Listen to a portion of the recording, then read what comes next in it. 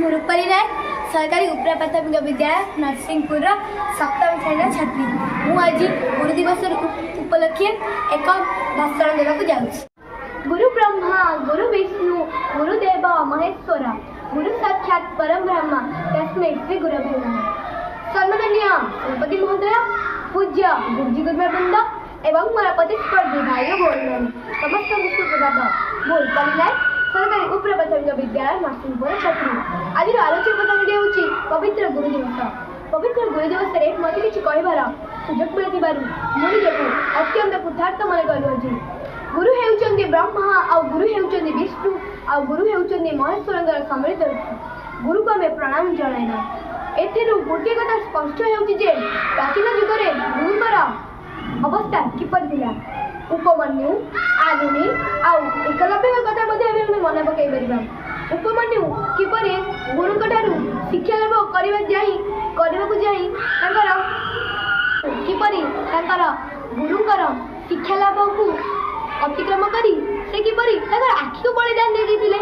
ଆଉ ଆରୁଣି ତାଙ୍କ ଗୁରୁଙ୍କ କହିବା ଅନୁସାରେ ସେ କ୍ଷେତ୍ରରେ ବହି ଯାଉଥିବା ଘାଇ ମଧ୍ୟରେ ତାଙ୍କ ଜୀବନକୁ ସେ ବାଦ ଦେଇ ସେ ଶୋଇପଡ଼ିଥିଲେ।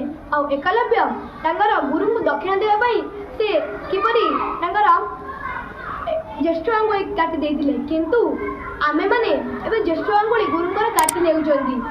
ତେଣୁ ଗୁରୁଙ୍କ ପ୍ରତି ଅବମାନନା ଦେଖି ଆମର ଭାରତର ଦ୍ୱିତୀୟ ରାଷ୍ଟ୍ରପତି ଡକ୍ଟର ସର୍ବପଲ୍ଲୀ ରାଧାକୃଷ୍ଣ ପ୍ରତିବର୍ଷ ତାଙ୍କର ଜନ୍ମଦିବସକୁ ଗୁରୁ ଦିବସ ରୂପେ ପାଳନ କରିବାକୁ କହିଛନ୍ତି। ତେଣୁ ଆମେ ପ୍ରତିବର୍ଷ ସେପ୍ଟେମ୍ବର 5 ତାରିଖରେ ଆମର ଗୁରୁ ଦିବସ ପାଳନ କରିବା। ସର୍ବପଲ୍ଲୀ ରାଧାକୃଷ୍ଣ 1888 ମସିହା ସେପ୍ଟେମ୍ବର 5 ତାରିଖରେ ମାନ୍ଦ୍ରାଜର ଚିରୁବାଣୀ ଗ୍ରାମରେ ଜନ୍ମଗ୍ରହଣ କରିଥିଲେ। ତାଙ୍କର ପିତାଙ୍କ ନାମ ଥିଲା ବରସ୍ୱାମୀ। ବୀରସ୍ୱାମୀ ହେଉଛନ୍ତି ପୁରୋହିତ ରୂପେ କାର୍ଯ୍ୟ କରି ତାଙ୍କର ଜୀବିକା ନିର୍ବାହ କରୁଥିଲେ। ସର୍ବପଲ୍ଲୀ ରାଧାକୃଷ୍ଣ ଏକ ସଚ୍ଚୋଟ ମଣିଷ ଥିଲେ। ସର୍ବପଲ୍ଲୀ ରାଧାକୃଷ୍ଣ ଭେଲ୍ଲାରର ଦୁର୍ଜିତ କଲେଜରୁ ଏଣ୍ଟ୍ରାନ୍ସ ଦେଲେ ଏବଂ FA ମାନ୍ଦ୍ରାଜର ଖ୍ରୀଷ୍ଟିଆନ କଲେଜରୁ ସେ ଦର୍ଶନରେ ଅନର୍ସ ସହିତ ପ୍ରଥମ ଶ୍ରେଣୀରେ ପ୍ରଥମ ହୋଇ BA ପାସ୍ କରିଥିଲେ ଓ ମାନ୍ଦ୍ରାଜର ବିଶ୍ୱବିଦ୍ୟାଳୟରେ ଦର୍ଶନ ଶାସ୍ତ୍ରରେ ସେ ପ୍ରଥମ ଶ୍ରେଣୀରେ ପ୍ରଥମ ହୋଇ MA ପାସ୍ କରିଥିଲେ ଓ 1909 ମସିହାରେ ସେ ମାନ୍ଦ୍ରାଜର ପ୍ରେସିଡେନ୍ସି କଲେଜର ଅଧ୍ୟାପକ ରୂପେ ଚାକିରି ଜୀବନ ଆରମ୍ଭ କରିଥିଲେ। ତାର ପରବର୍ଷ ଶୈବାପେଟରେ ଥିବା ଟିଚର୍ସ କଲେଜରେ ସେ LT ପାସ୍ କରିଥିଲେ। LT ପାସ୍ କରିବା ପରେ 1921 ମସିହାରେ କଲିକତା ବିଶ୍ୱବିଦ୍ୟାଳୟରେ ଦର୍ଶନ ଅଧ୍ୟାପକ ରୂପେ ସେ ଯୋଗ ଦେଲେ। 1926 ମସିହା ହାୱାର୍ଡ ବିଶ୍ୱବିଦ୍ୟାଳୟରେ ଅନୁଷ୍ଠିତ ଆନ୍ତର୍ଜାତୀୟ ଦର୍ଶନ କଂଗ୍ରେସରେ ଭାରତର ପ୍ରତିନିଧିତ୍ୱ କରି ଭାରତୀୟ ଦର୍ଶନ ପ୍ରଚାର କଲେ।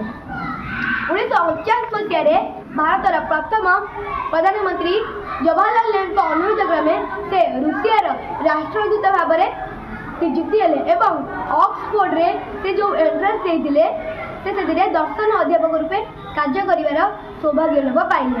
ରୁଷ ଛାଡ଼ିବା ବେଳେ ଷ୍ଟାଇନ୍ କହିଥିଲେ ଯେ Radhakrishna is not narrow parrot, he is heart rid for suffering humanity. Radhakrishna ଜଣେ ଦେଶଭକ୍ତ ନୁହନ୍ତି, ତାଙ୍କର ହୃଦୟ ପୀଡ଼ିତ ମାନବ ସମାଜ ପାଇଁ ଦ୍ରବୀଭୂତ।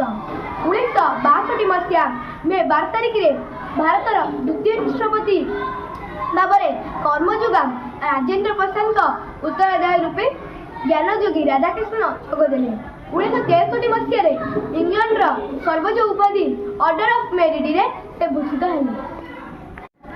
1966 ମସିହାରେ ରାଷ୍ଟ୍ରପତି ପଦରୁ ସେ ବିଦାୟ ନେଲେ। 1975 ମସିହା ଏପ୍ରିଲ 16 ତାରିଖରେ 86 ବର୍ଷ ବୟସରେ ଭାରତୀୟମାନଙ୍କୁ ଶୋକ ସାଗରରେ ଭସାଇ ଦେଇ ସେ ଇହଲୀଳା ସମ୍ବରଣ କଲେ। ଗୁରୁ ଗୃହରେ ଛାତ୍ରମାନେ ଅଧ୍ୟୟନ କରୁଥିଲେ। ଗୁରୁଙ୍କଠାରୁ ଜ୍ଞାନ ଲାଭ କରି ସେମାନେ ନିଜର ଅନ୍ଧକାର ଦୂର କରୁଥିଲେ।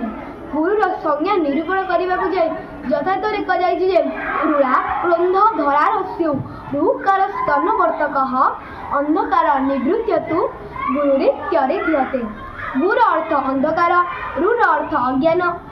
ଛାତ୍ରମାନଙ୍କର ଅଜ୍ଞାନ ରୂପକ ଅନ୍ଧକାରକୁ ଦୂର କରିବା ପାଇଁ ଜ୍ଞାନ ରୂପକ ଆଲୋକକୁ ପ୍ରଦାନ କରିବାରେ ଶିକ୍ଷକମାନେ ସମର୍ଥ ବୋଲି ତାଙ୍କୁ ଗୁରୁ ଆଖ୍ୟା ପ୍ରଦାନ କରାଯାଇଛି। ଏତିକି କହି ମୋ ବକ୍ତବ୍ୟ ଶେଷ କରୁଅଛି। ଗୁରୁକୁ ନ ମଣିବ ନର, ଗୁରୁ ହେଉଛନ୍ତି ସାକ୍ଷାତ ଈଶ୍ୱର।